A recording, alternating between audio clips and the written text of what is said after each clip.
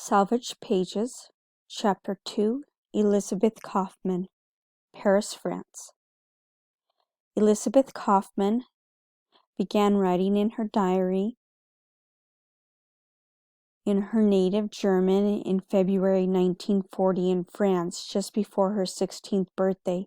She and her family had arrived in France 1.5 years earlier as one of the thousands of refugee families fleeing Austria after its annexation by the Germans in March 1938.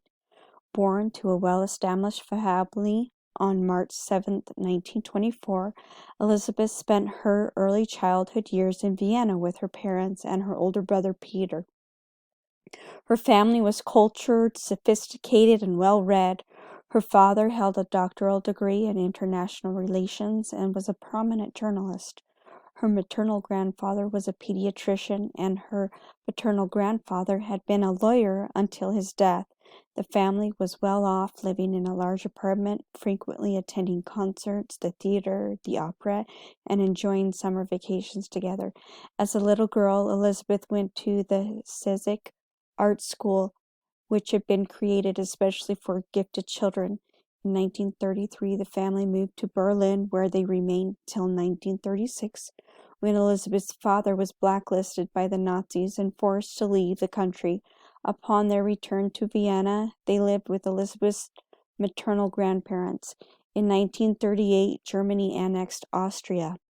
The first weeks of occupation were characterized by mass arrests of opponents of the Nazi regime and mob violence directed against Jews. Confiscations, looting of businesses, vandalizations of apartments, and humiliations followed one another in rapid succession. The sudden Nazi takeover of power in Austria stripped Austrian Jews of their rights and entitlements as if they had never existed. The terror prompted the Kaufmans to flee in the fall of 1938, reducing them to refugees.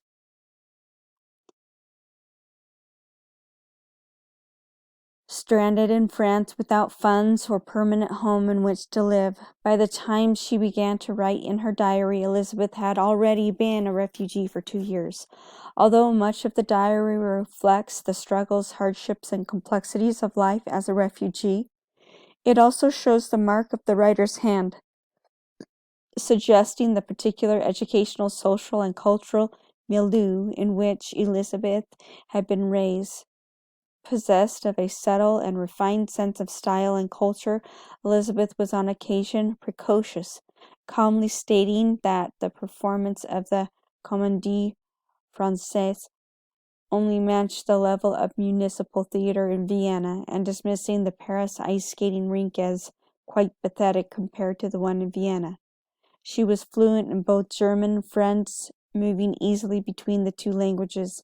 In her diary was both tutored English by a young friend of the family. The value she placed on education, books, foreign language, policies, and art comes through in the diary, as she criticizes those around her whose intellect or sophistication failed to meet her standards of excellence. Among these, several of her schoolmates was her, quote, boss, as she called the man for whom she worked informally to earn extra money, handling correspondence in French and German. For Elisabeth, as for most of Central European refugees of this period, there was a tremendous gulf between the life she lived prior to the Nazi takeover of power and her status as a refugee.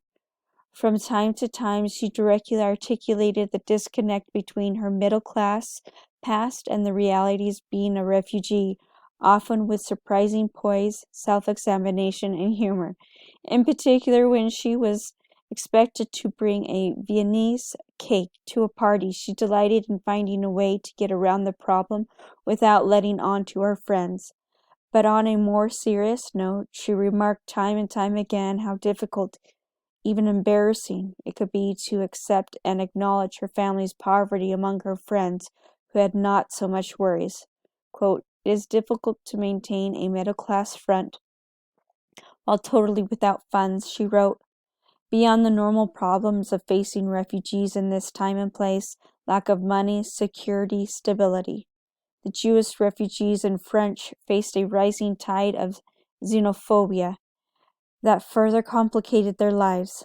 Like many refugee families, the Kaufmans had turned to France for shelter and asylum because of its long tradition of tolerance and hospitality for the oppressed of Europe.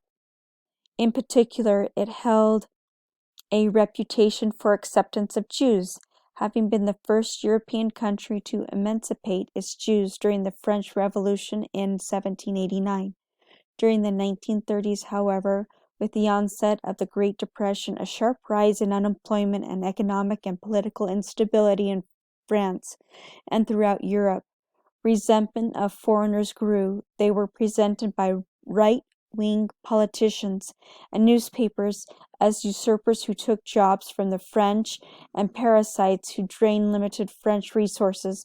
Further, the German refugees fleeing Nazis were accused of French economy throughout this period. The French transition of liberalism and tolerance toward the foreigners was undermined by the inward-turning xenophobia directed by the refugees in general and at the Jews in particular. With the onset of war in 1939, the tide of fear and suspicion of foreigners that had been gaining ground in France throughout the 1930s came fully to the fore. Thousands of refugees who had fled France to escape Nazi oppression were now considered, quote, enemy aliens. Because of their German or Austrian nationality, they were viewed as a threat to French national security and were similarly rounded up by French grenadiers and sent to internment camps such as Le Vernet, Gers, and Saint-Cyprien. Elisabeth's father and brother were among those arrested and detained in the camp called Mêlée du Maine, located about 150 miles west of Paris. Despite the upset and anxiety that came from this forced separation from her father and brother, much of the first part of Elisabeth's diary reflects the odd calm of the so-called drôle de guerre, or phony war, the period from September 1939 to May 1940, during which there were no open hostilities between Germany and France. Indeed, her life seemed rather pleasant. She attended a school at the École des Arts, rode her bicycle through Paris, enjoying the parks, broad avenues, and passers-by, ice skated and attended picnics with friends, and spent short vacations with her boyfriend, Ernest. He returned to Paris on leave from duty in the Czech army in exile. But Elisabeth's life was to change once again when the, quote, phony war came to an end. In the early 1940s, a sudden swift of German attack on the Western countries began. Holland, Belgium, and Luxembourg were occupied almost immediately. The invasion of France was imminent. The political developments prompted the French to undertake another roundup and internment of German nationalists. This time, Elisabeth and her family were exempt because they were Austrian. But as the Germans invaded, the occupation of France loomed nearer. More and more people began fleeing Paris for their provinces. Elisabeth's diary captures the rising tensions in Paris and the accompanying Parisian migration, as she referred to the panic columns of those fleeing the capital and her own struggles as she joined them, becoming a refugee for the second time in her young life. Elisabeth and her mother made preparations to leave Paris on June 12th, joining the giant columns of refugees fleeing south. As her diary shows her efforts to get out of Paris, first as an au pair with a French family and eventually with her mother, were time and time again complicated by the paranoia and suspicion of foreigners that were rampant in France at the time. The third and final notebook of the diary comprises Elisabeth's description of the first 3 days of the journey and its hardships. The days seem much longer, so filled are they with confusion, unexpected events, and uncertainty. Elisabeth took her bicycle, and her mother found room in the car. The first day they traveled to Rambouillet, then Saint-Remy, and then Charez. At each stop, Elisabeth and her mother, who had traveled separately, tried to find each other, as well as secure a place to spend the night. Elisabeth's diary is filled with scenes of the thousands of refugees on the road, the exhaustion, hunger, panic, and confusion of the flight south. This chaos and upheaval, in combination with the continuing scrutiny and suspicion of foreigners, culminated the arrest of Elisabeth and her mother by the French police. Among Elisabeth's suspicious papers was a small volume of German poems, her boyfriend Ernest's identity card, and his diary. Apparently suspected of being spies, they were interrogated, imprisoned, and held overnight at the Germains in Chartres. They were released the next morning as panic broke out over the imminent arrival of the German troops in Chartres.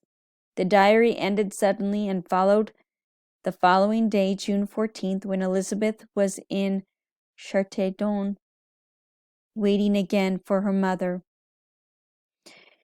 After much confusion, cross signals, and weeks of separation, Elisabeth found her parents and they settled in Saint-Sever-par-Belec, which was in the southern zone of France, and consequently not under German occupation.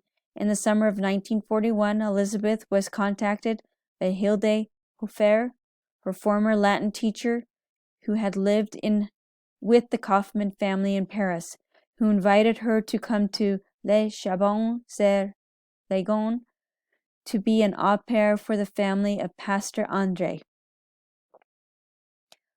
Tromain.